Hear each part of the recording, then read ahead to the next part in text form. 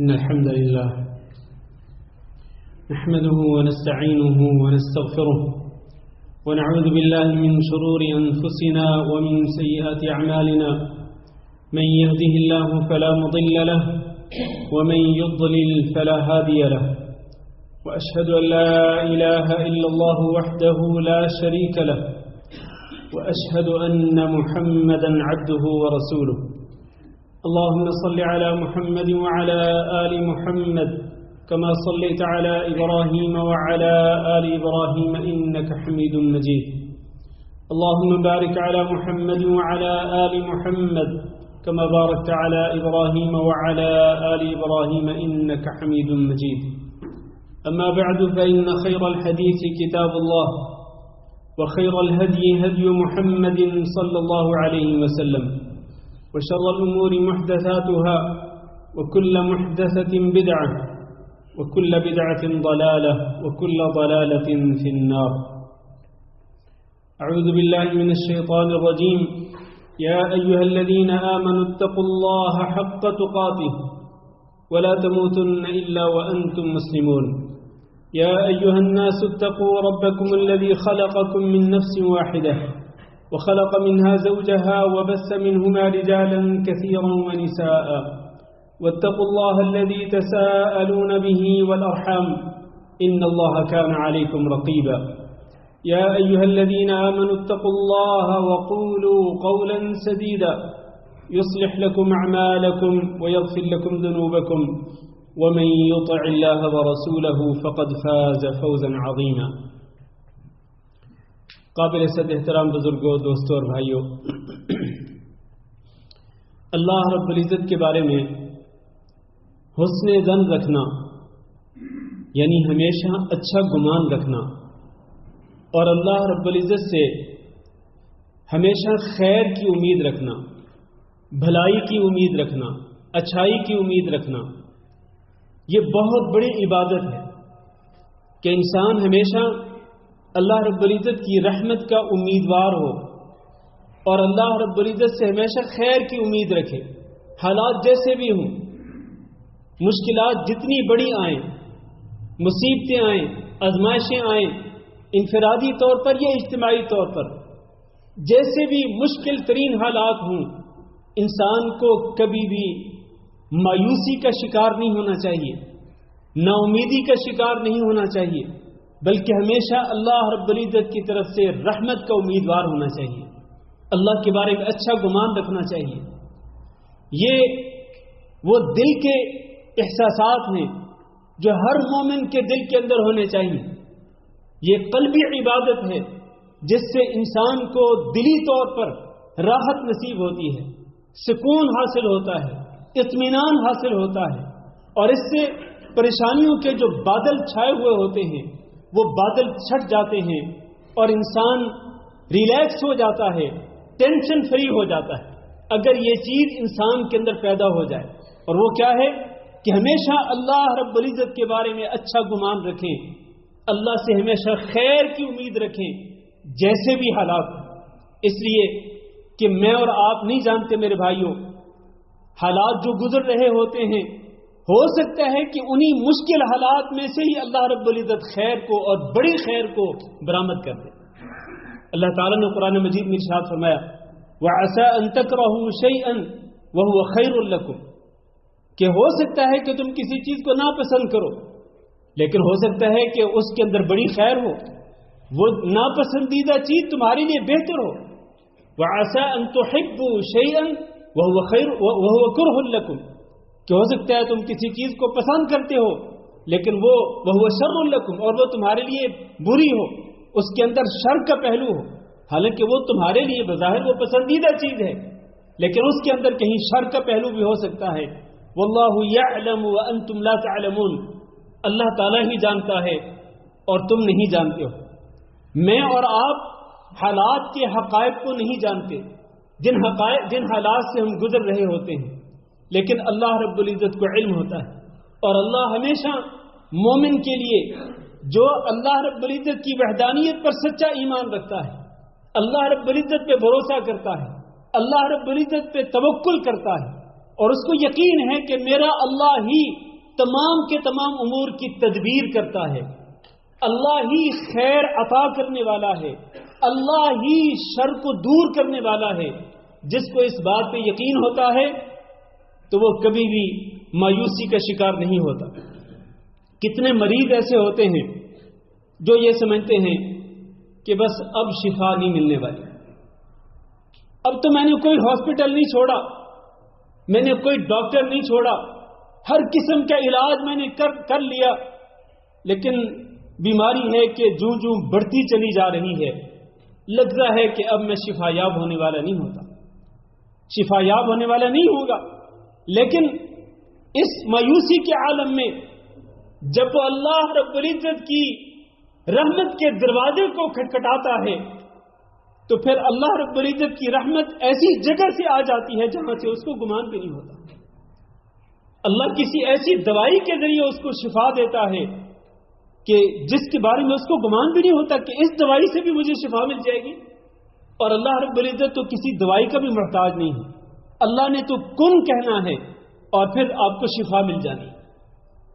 اور کتنے ایسے لوگ ہوتے ہیں جو انفرادی طور پر پریشانیوں کے اندر گھرے ہوتے ہیں، مایوسی کا شکار ہوتے ہیں کہ اب میں اتنے مشکل حالات سے دوچار ہو چکا ہوں کہ اب میں نکل نہیں سکتا ہوں۔ لیکن جب وہ اللہ رب العزت کی رحمت کے دروازے کو کھٹکھٹاتے ہیں اور اللہ رب العزت سے رحمت اور خیر کی امید رکھتے ہیں، پھر اللہ اس کی ان مشکلات کو ٹال دیتا ہے اور اس کے لیے اپنی رحمت کے دروازوں کو کھول دیتا ہے۔ اور کتنی قومیں ہیں، کتنے ملکوں کے لوگ ہیں جن پر مایوسی کے بادل بالکل چھا چکے ہوتے ہیں، لیکن وہ قوم بحیثیت اجتماعی، بحیثیت قوم جب وہ اللہ رب العزت کی طرف رجوع کرتی ہے، اللہ رب العزت اس پر چھائے ہوئے پریشانیوں اور مصیبتوں اور آزمائشوں کے بادلوں کو ہٹا دیتا ہے۔ اس لیے میرے بھائیوں، اس تمہیدی گفتگو سے میں یہ بات عرض کرنا چاہتا ہوں کہ انسان انفرادی طور پر اپنے گھر میں یا اپنی جاب پہ یا کسی ملک میں رہتے ہوئے وہ کسی بھی قسم کے حالات سے گزر رہا ہو تو وہ کبھی بھی مایوسی کا شکار نہ ہو۔ اور آپ کو پتا ہے کہ مایوسی کفر ہے، مایوسی گمراہی ہے۔ حضرت یوسف علیہ السلام کے والد حضرت یعقوب علیہ السلام نے جب اپنے بیٹوں کو کئی مرتبہ بھیجا کہ جاؤ اپنے بھائی کو تلاش کر کے آؤ، جب آخری مرتبہ ان کو تلاش کرنے کے لیے بھیج رہے ہیں تو وہ کہہ رہے ہیں کہ یا بنیا، اس میں یہ کہہ رہے ہیں کہ میرے بیٹو جاؤ اور جا کے اپنے بھائی کو تلاش کرو، وَلَا تَيْأَسُوا مِن رَوْحِ اللَّهِ إِنَّهُ لَا يَيْأَسُ مِن رَوْحِ اللَّهِ إِلَّا الْقَوْمُ الْكَافِرُونَ۔ اللہ کی رحمت سے مایوس نہ ہونا، اس لیے کہ اللہ کی رحمت سے مایوس تو صرف اور صرف کافر لوگ ہوتے ہیں۔ چنانچہ وہ اپنے والد کی وصیت کے مطابق اپنے بھائی کو ڈھونڈتے ڈھونڈتے کہاں پہنچتے ہیں؟ حضرت یوسف علیہ السلام کے دربار میں پہنچ جاتے ہیں، اور وہ پہلے بھی 2 دفعہ جا چکے تھے، اور آخرکار ان کو پتہ چل گیا کہ یہی ہمارے بھائی ہیں یوسف علیہ السلام۔ تو مایوسی کے اندر ان کے بھائی مایوس ہو چکے تھے، لیکن مایوسی کے اندر ایک امید کی کرن جگائی ہے، امید کی کرن دکھلائی ہے کس نے؟ یوسف علیہ السلام نے، اس لیے کہ وہ اللہ کے نبی تھے۔ اور اس امید کی کرن نے پھر وہ مشکلات، خود یعقوب علیہ السلام رو رو کر ان کی حالت خراب ہو چکی تھی، ان کی آنکھوں کی بینائی جا چکی تھی، لیکن اس حالت کے اندر بھی جب انہوں نے اللہ رب العزت کی رحمت کی امید کو نہیں چھوڑا تو اللہ رب العزت نے پھر آخرکار حضرت یوسف علیہ السلام سے ملاقات کرا دی، اور یہ سارے کے سارے وہاں حضرت یوسف علیہ السلام کے پاس پہنچ گئے مصر کے اندر۔ حضرت ابراہیم علیہ السلام کو فرشتوں نے خوشخبری دی کہ آپ کے ہاں بڑھاپے کی حالت میں ایک بچہ پیدا ہوگا۔ تو ابراہیم علیہ السلام نے کہا تھا کہ میں تو اب بوڑھا ہو چکا ہوں، میری بیوی بھی اب بانجھ بن چکی ہے، اب آپ مجھے بشارت دے رہے ہیں؟ تو ان فرشتوں نے کہا تھا لا تکن من القانطین قال ومن يقنط من رحمت ربه الا الضالون، کہ صرف گمراہ لوگ ہی اللہ رب العزت کی رحمت سے مایوس ہوتے ہیں۔ تو میرے بھائیوں، اس مایوسی کو ایک طرف رکھیے، مایوسی کو اپنے سے دور کر دیجئے، اور ہمیشہ اللہ رب العزت سے خیر کی امید رکھیے۔ اور اللہ رب العزت کے بارے میں اچھا گمان رکھیے، حسن ظن رکھیے. اسی کو شریعت میں الفعل الحسن کہتے ہیں. نیک شگون لینا، اچھا شگون لینا. ایک ہوتی ہے بدشگونی لینا. بدشگونی لینا جائز نہیں ہے. کئی لوگ کسی چیز کو دیکھ کر بدشگونی لیتے ہیں، کہ کوئی خبر سن کر اس سے بدشگونی لیتے ہیں. ہائے اب تو بربادی آ جائے گی، اب تو تباہی ہو جائے گی. نہیں میرے بھائیوں، کسی اچھی خبر کو سن کر، اچھی چیز کو دیکھ کر آپ اچھی فال لیں، نیک شگون لیں. اور یہ شریعت کے اندر موجود ہے. رسول اکرم صلی اللہ علیہ وسلم نے فرمایا لا طیارہ، بدشگونی اسلام کے اندر نہیں ہے. وخیرها الفعل الحسن، ہاں اچھی فال اور نیک فال، نیک شگون لینا یہ بہترین چیز ہے. تو لوگوں نے پوچھا کہ یہ الفعل الحسن کیا ہوتا ہے، اچھا شگون کیا ہوتا ہے؟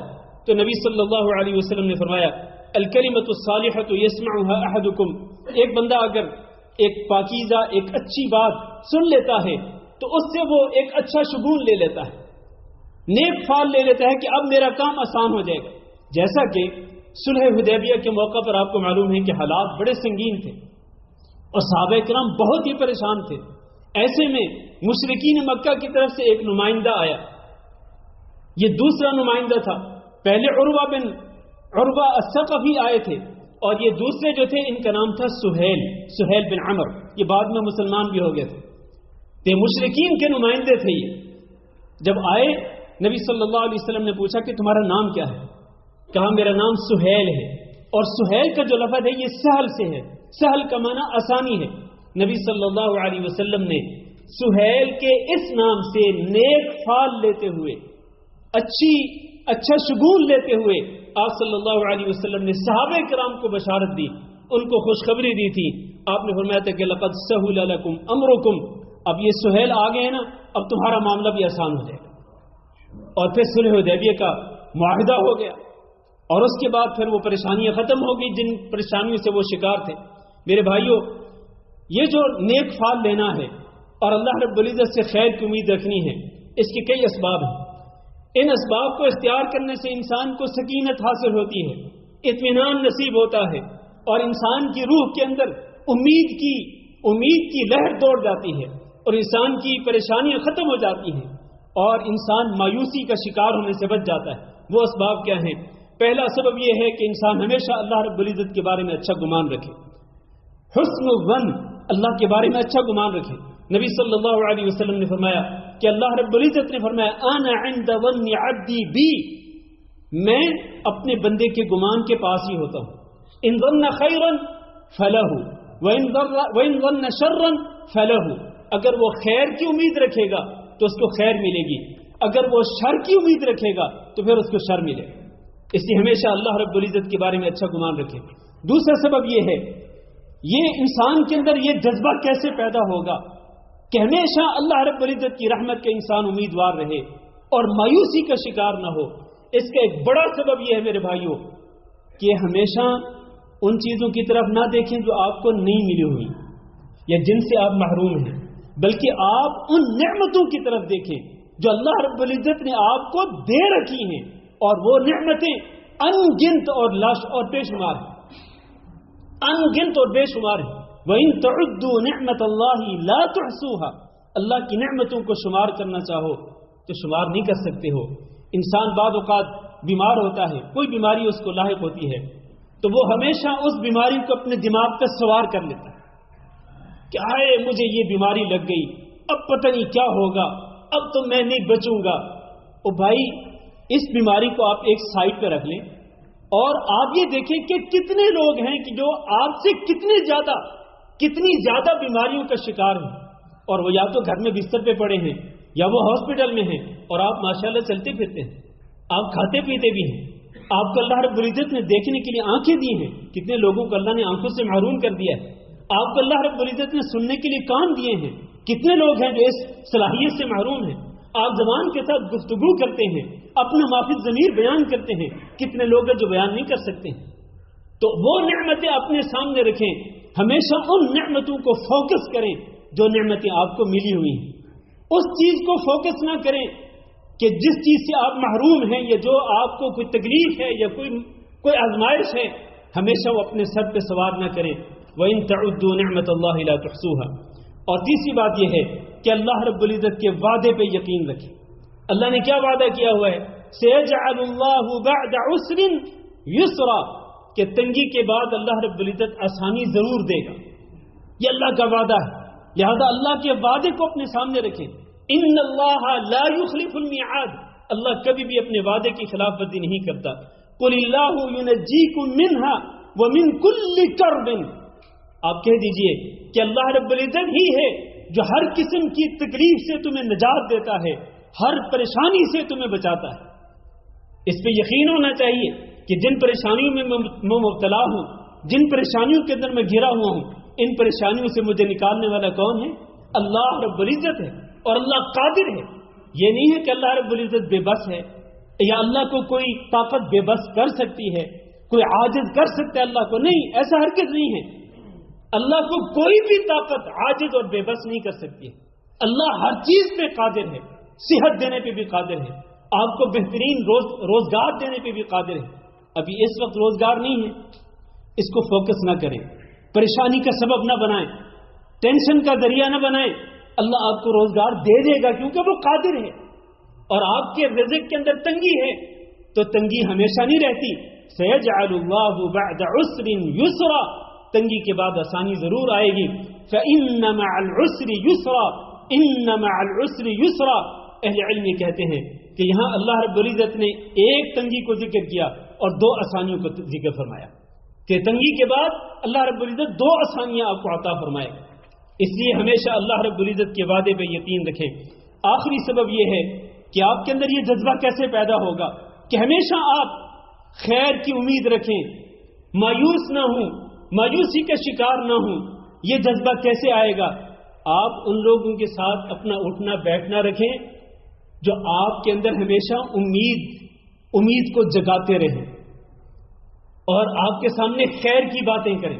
کئی لوگ ہوتے ہیں نا، ان کے سامنے ہمیشہ رات ہوتی ہے، ان کے سامنے ہمیشہ رات کی تاریکی چھائی ہوتی ہے، اور پھر وہ ایسی ایسی باتیں کرتے ہیں، آج رات پتہ نہیں کیا ہو جائے گا، آج رات وہ اٹیک ہو جائے گا، حملہ ہو جائے گا، بربادی ہو جائے گی، زہریلی گیسیں پھیل جائیں گی، پانی نہیں ملے گا.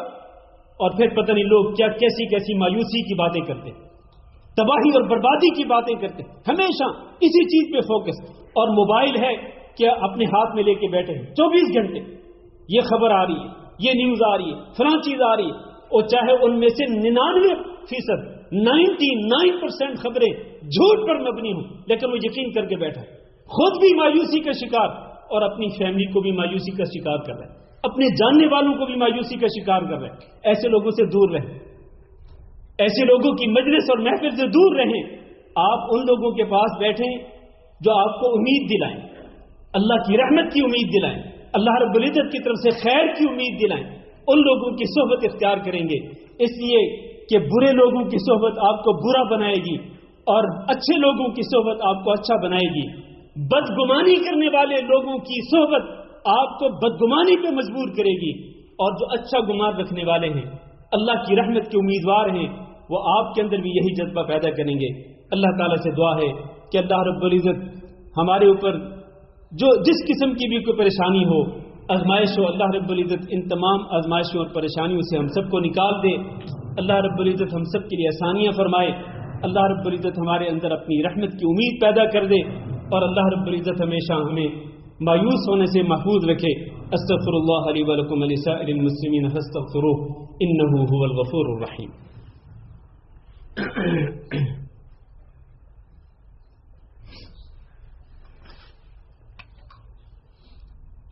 ان الحمد لله نحمده ونستعينه ونستغفره ونعوذ بالله من شرور انفسنا ومن سيئات اعمالنا.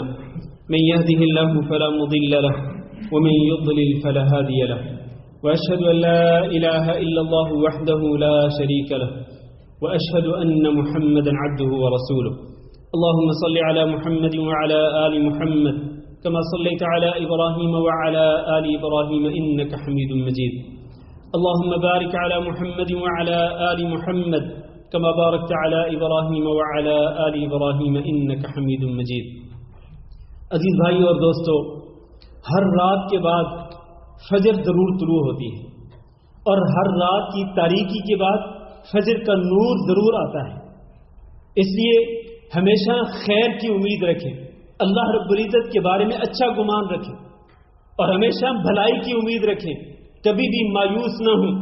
اور اس کی وجہ سے آپ کے دل کے اندر ہمت پیدا ہوگی، ہمت اور جذبہ پیدا ہوگا کہ آپ نے اس قسم کے حالات کو کیسے فیس کرنا ہے، کس طرح آپ نے مقابلہ کرنا ہے ان پریشانیوں کا، ان آزمائشوں کا. آپ کے اندر سکینت پیدا ہوگی، ہمت اور طاقت پیدا ہوگی، توانائی آئے گی، روح کے اندر امید کی لہر دوڑ جائے گی اگر آپ کے اندر یہ جذبہ ہوگا تو. اور پھر صرف ایک نمونہ آپ کے سامنے ذکر کرنا چاہتا ہوں، اس سے آپ کو بہت ساری چیزیں سمجھ آ سکتی ہیں، اور وہ نمونہ کوئی نیا نہیں، ہم کئی مرتبہ ذکر کر چکے ہیں. غار ثور کے اندر نبی کریم صلی اللہ علیہ وسلم اور آپ کے یار غار حضرت ابوبکر صدیق رضی اللہ تعالیٰ عنہ موجود ہیں، اور وہاں پر مشرکین مکہ ان دونوں کی تلاش میں وہاں پہنچ جاتے ہیں. غار کی دہلیز پہ، اس کے دہانے پہ پہنچ جاتے ہیں.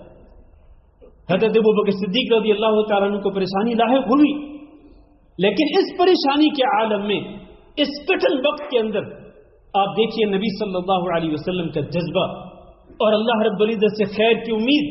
آپ نے فرمایا اپنے ساتھی کو، لا تحزن، میرے ساتھی تو غم نہ کر، ان اللہ معنا، اللہ ہمارے ساتھ.